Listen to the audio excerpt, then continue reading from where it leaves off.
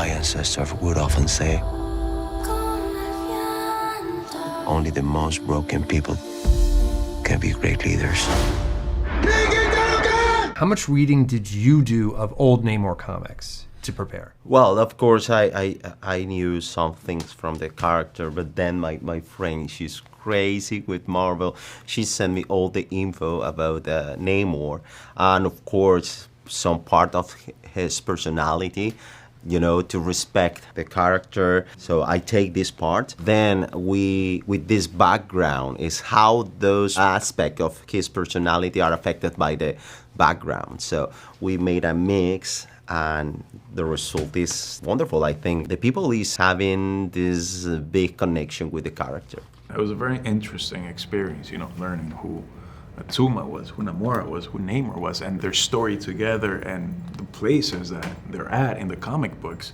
And then seeing the difference coming into here, how Ryan and Nate and Kevin, they all created this civilization based on the Mesoamerican culture. It's different, but we're happy to portray this to our people, to give a chance to see the diversity in this film. And that's the amazing thing, because we have the opportunity for change the story, the comic story, with these faces, with our culture. It's an amazing opportunity for have face a new challenge in this industry.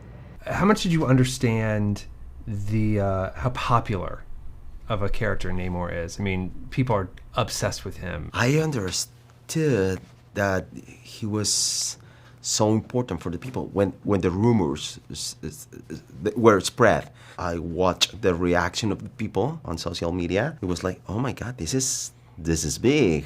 But I tried to keep my mind a part of that, to do my job, not affected by the nervousism or the expectation. So just be focusing. What's the next step? He is willing to do whatever he has to do to protect his people. Those motivations and how he deal with the problems and the threats, it was really important. It was, I think, from my perspective, the most important aspect of his personality. And then taking this and change everything else around, but adjusting every piece to the core of the character.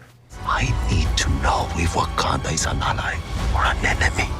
Did you get cold? Because you're wearing outfits where a lot of your skin's exposed. So I'm just worried, did you get cold? No, but almost.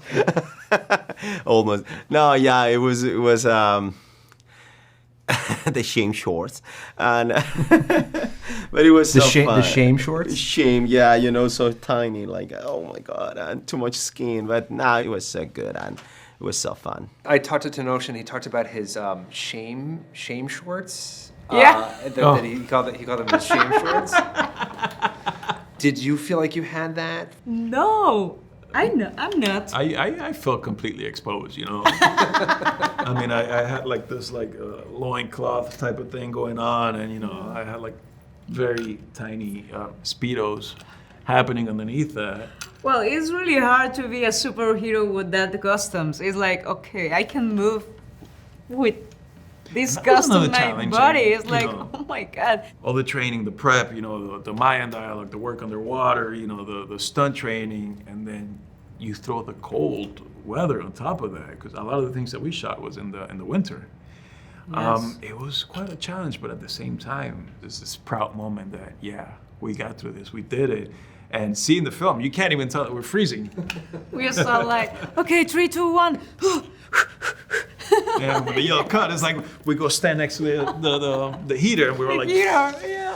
I know that you had to learn how to swim to do this part. Do you still swim now? Are you keeping up with it? Yeah. Now I know how to swim without floaties.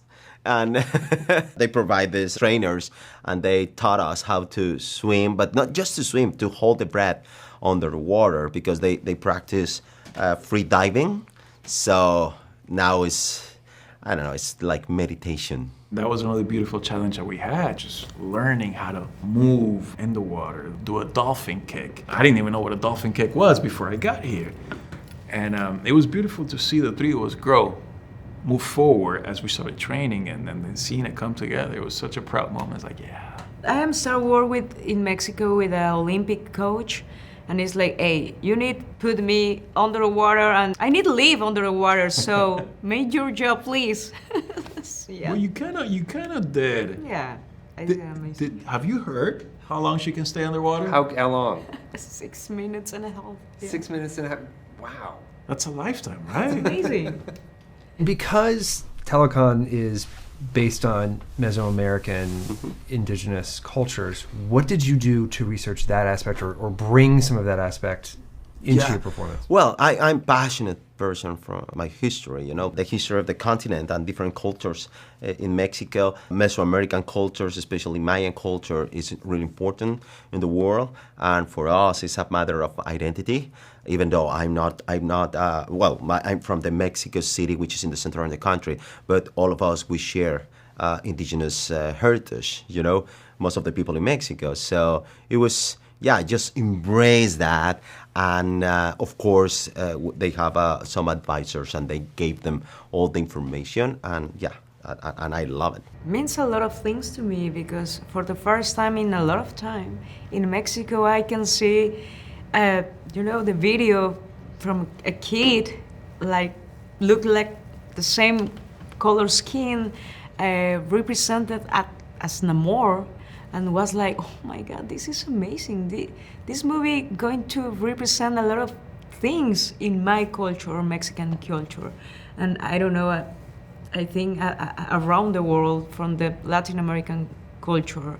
And I think Tenoch did an amazing work with Namor. Who are you? My enemies call me Namor.